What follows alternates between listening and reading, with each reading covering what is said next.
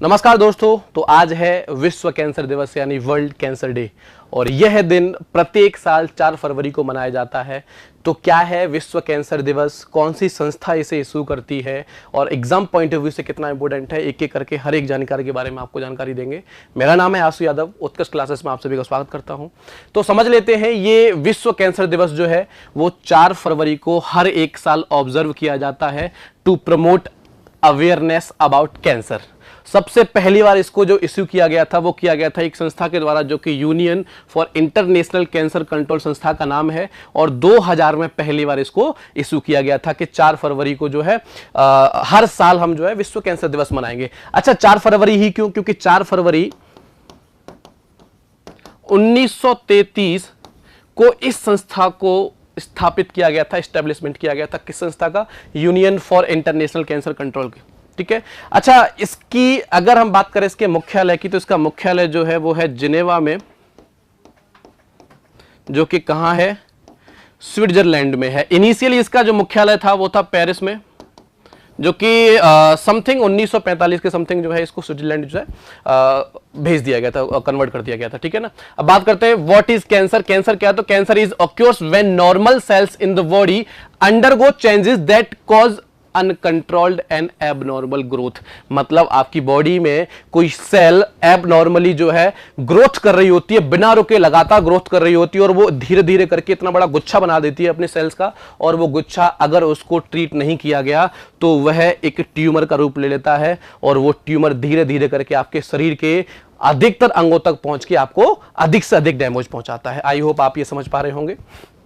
ठीक है, समझते हैं विश्व कैंसर दिवस की जो थीम है वो क्या है, और वो थीम है यूनाइटेड बाय यूनिक। अच्छा, इसके पीछे भी कुछ ना कुछ मकसद छुपा हुआ है। क्या है ये? कहना क्या चाहते हैं यूनाइटेड बाय यूनिक से? इसका मतलब ये है कि ये जो बीमारी है इतनी घातक यानी कैंसर, इसको केवल दवाई से ही ट्रीट नहीं किया जा सकता। इसके लिए हमें एम्पैथी भी शो करनी होगी उन लोगों के लिए जो इस बीमारी से ग्रसित हैं। मतलब हम सभी को यूनाइट होना पड़ेगा। किसके लिए? उन पीड़ितों के लिए जो कि इस बीमारी से ग्रसित हैं। आई होप आपको ये समझ में आ रहा होगा। और ध्यान रखें, ये जो कैंपेन है वो 3 साल के लिए चलती है।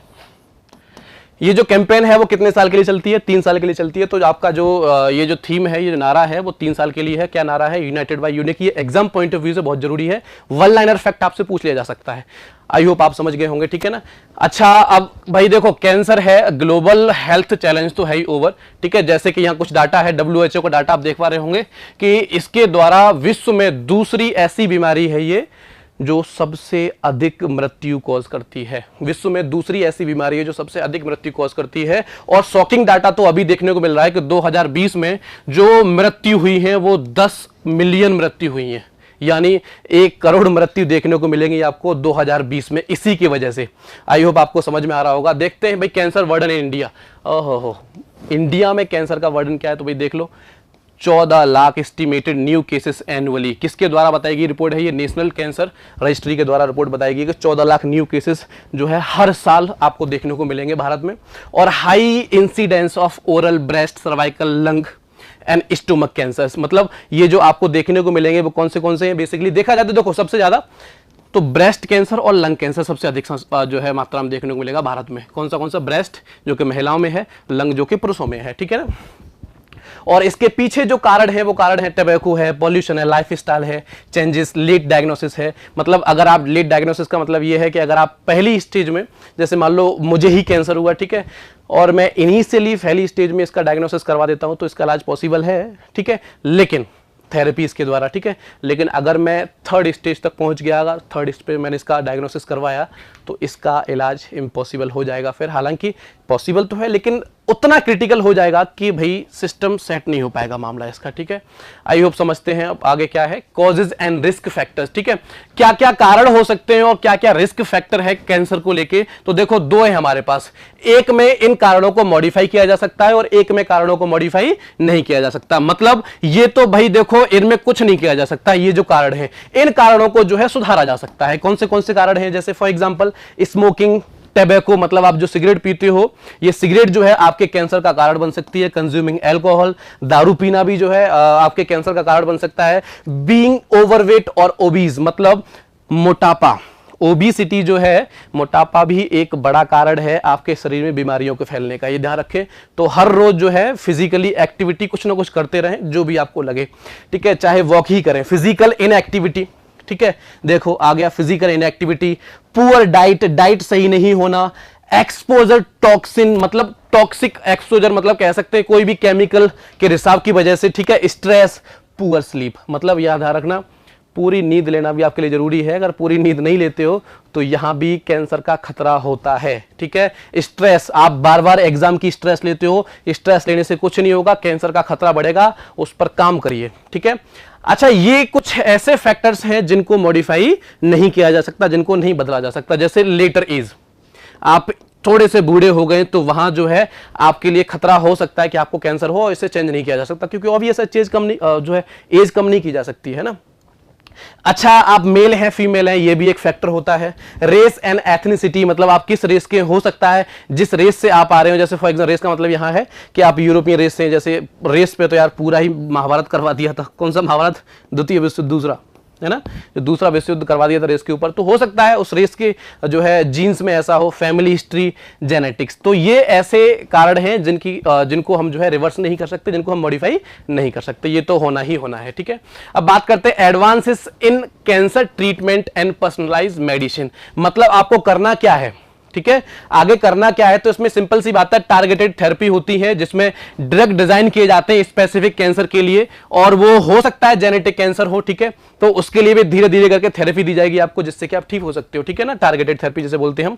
अच्छा, इम्यूनोथेरेपी बोली जाती है, जिससे बूस्टिंग द इम्यून सिस्टम, ये क्या करता है इम्यूनोथेरेपी, ये आपके इम्यून सिस्टम जो होता है उसको बूस्ट कर देता है, जिससे कि आपको फाइट करने में मदद मिलती है, ठीक है ना। अगर हम बात करें precision medicine, custom treatment based on individual genetics, हो सकता है किसी व्यक्ति कोई इंडिविजुअल है उसकी जेनेटिक्स में कुछ और तरीके के हो, तो उसके लिए स्पेशल या पर्सनलाइज्ड जो है इलाज किया जाता है उसके लिए, ठीक है, तो ये उससे संबंधित है।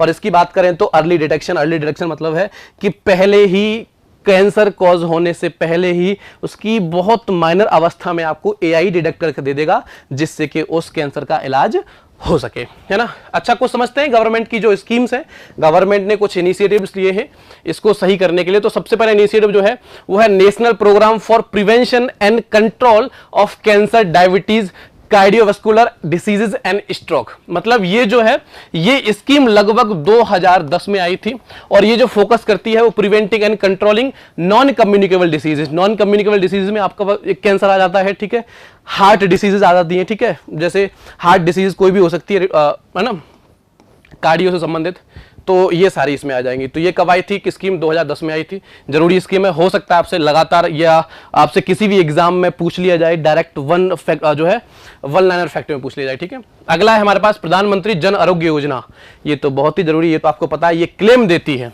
ये कब आई थी सर, ये 2018 में आई थी स्कीम, और ये कैंसर जो पीड़ित हैं उनके इलाज के लिए पैसे देती है, ठीक है, तो ये बहुत अच्छा इनिशिएटिव है सरकार का। अगला है नेशनल टैबैको कंट्रोल प्रोग्राम, ये भी लगभग 2007 से 8 में आया था, और ये अवेयरनेस फैलाता है किसके खिलाफ, टैबैको कंट्रोल के खिलाफ, मतलब तंबाकू जो लोग खाते हैं जिससे कि कैंसर कारण होता है उसका, ठीक है, इसके खिलाफ जो है ये अवेयरनेस फैलाते हैं और रेगुलेशंस बनाती है सरकार, ठीक है ना।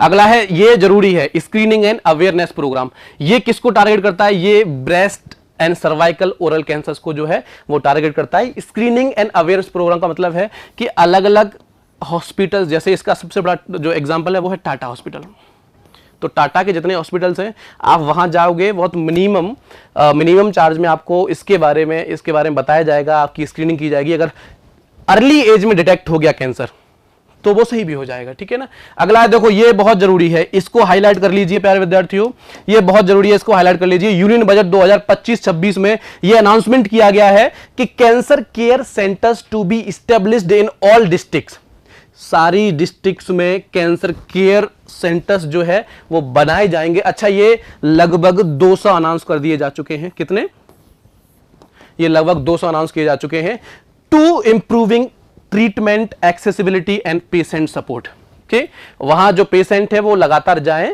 और उन्हें कोई दिक्कत ना हो और अपना ट्रीटमेंट करवाने में। किसका ट्रीटमेंट करवाने में भाई? कैंसर का करवाने में, ठीक है। और ये ध्यान रखना लगभग 200 अनाउंस किए हैं, ठीक है ना, लगभग 200 अनाउंस कर दिए हैं 2025 से 26 के बजट में।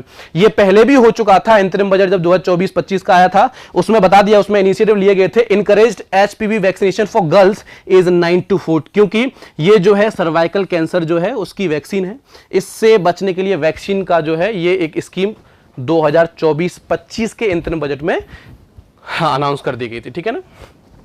अच्छा, role of international organisation. International organisation का क्या रोल होता है? तो भाई देखो, WHO सबसे बड़ा इंटरनेशनल ऑर्गेनाइजेशन है जो कि विश्व भर में जगह जगह जाके इसके बारे में अवेयरनेस फैलाता है, फंड प्रोवाइड कराता है, स्ट्रेटेजी बनवाता है, ठीक है ना, स्ट्रेटेजी बनाता है। इवन इसके जो टैबू है, कई जगह कई क्षेत्रों में टैबू बना दिया गया, स्टिग्मा है कि नहीं नहीं ये बीमारी बहुत बेकार है, इससे दूर रहें, तो उसके बारे में अवेयरनेस भी फैलाता है। और ये सबसे बड़ा जो है संस्थान है विश्व में।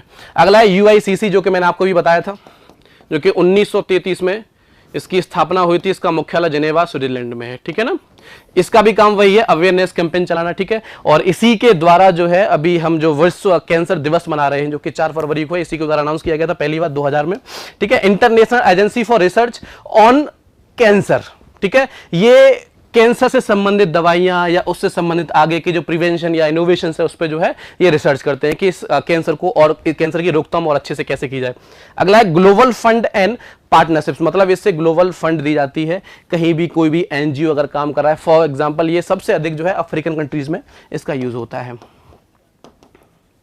अफ्रीकन कंट्रीज में सबसे अधिक इसका जो है इसका यूटिलाइजेशन होता है, क्योंकि वहां अवेयरनेस और अधिक जरूरत है। हालांकि हमारे देश में भी जरूरत है, जहाँ रूरल एरिया है, रूरल एरिया में हमारे देश में भी अधिक जरूरत है इसकी, ठीक है। अच्छा, क्या क्या चैलेंजेस हो सकते हैं इसके? क्या क्या चैलेंजेस हो सकते हैं? देखो, लिमिटेड एक्सेसिबिलिटी है, quality health care in rural area, मतलब एक्सेसिबिलिटी लिमिटेड है, हर एक व्यक्ति नहीं पहुंच पा रहा है वहां तक, ठीक है। और हेल्थ केयर की क्वालिटी भी अच्छी नहीं है कहाँ? रूरल भारत जो है, ग्रामीण क्षेत्रों में भारत के, ठीक है। अगला है कि हाई ट्रीटमेंट कॉस्ट, इसमें जो ट्रीटमेंट होता है उसकी हाई कॉस्ट है, मतलब पैसे अधिक लगते हैं, इससे कि भाई लोगों पर इकोनॉमिक बर्डन बढ़ जाता है, लोग जो है इसे अफोर्ड नहीं कर पाते हैं। अगला है stigma and lack of awareness, वही कि लोगों को इसके बारे में पता ही नहीं, लोग इसको कुछ और ही मान के चलते हैं, कुछ और टैबू मान के चलते हैं, तो उसके बारे में ये चैलेंज है भाई। तो ये सारी चीज़ें हमें काम करने की जरूरत है जिससे कि लोगों के बीच अवेयरनेस फैले और इसके बारे में वो जाने, ठीक है। और इसके ट्रीटमेंट के लिए फर्स्ट स्टेज पर ही जाएं, क्योंकि अगर स्टेज आगे पहुंची, डायग्नोसिस लास्ट में हुआ तो मामला भाई बद से बदतर हो सकता है, मामला खराब हो सकता है, ठीक है। आगे करना क्या है? तो हमें करना सिंपल सा है, पब्लिक हेल्थ इंफ्रास्ट्रक्चर बढ़ाना है, प्रमोटिंग रिसर्च इनोवेशंस बढ़ाने हैं कैंसर से संबंधित ट्रीटमेंट में, ठीक है। इंश्योरिंग अफोर्डेबल हेल्थ केयर बढ़ाना है, भाई इंश्योरेंस करना है जिससे कि लोग जो है इसको अफोर्ड कर पाए, ठीक है। अच्छा, every cancer journey is unique, बिल्कुल भाई सही है, ठीक है। टेलर्ड सॉल्यूशन, इसके सॉल्यूशन होने चाहिए। और दूसरी बात वही कि लोगों को जो है मेंटली सपोर्ट देना चाहिए, एम्पैथी देनी चाहिए, ठीक है, ना कि लोगों से कटना चाहिए बिल्कुल भी, ठीक है। Collaboration between government and health care, मतलब कह सकते हैं इंटर गवर्निंग बॉडीज बनानी चाहिए जिससे कि एक दूसरे या पड़ोसी देशों में जो है इसके बारे में अवेयरनेस फैलाई जा सके, ठीक है। Working towards a cancer free future, ठीक है, working towards a cancer free future. इन्हीं सभी की मदद से हम इस पूरे विश्व को कैंसर फ्री बना सकते हैं, क्योंकि ये बहुत ही घातक बीमारी है। आई होप आपको ये समझ में आया होगा पूरा। और इस आर्टिकल में क्या एग्जाम पॉइंट ऑफ व्यू से है तो वो आपको मैंने बताता चला हूँ, जो है बीच बीच में जहाँ मैंने बताया आपको कि एग्जाम पॉइंट ऑफ व्यू से कौन सा अच्छा है और कौन सा इंपॉर्टेंट है आपके लिए। तो बाकी मिलेंगे आप सभी से अगले आर्टिकल में, तब तक आप स्वस्थ रहिए, अपने माता पिता का भी ध्यान रखिए। कैंसर जैसी बीमारी जो है उसका डायग्नोसिस टाइम से करवाएं, अगर ऐसा लगता है इसके बारे में आपको दुनिया को भी बताना है और अपने आप को तो बताना ही है। मिलेंगे आपसे अगली कक्षा में या अगले आर्टिकल के साथ। Thank you.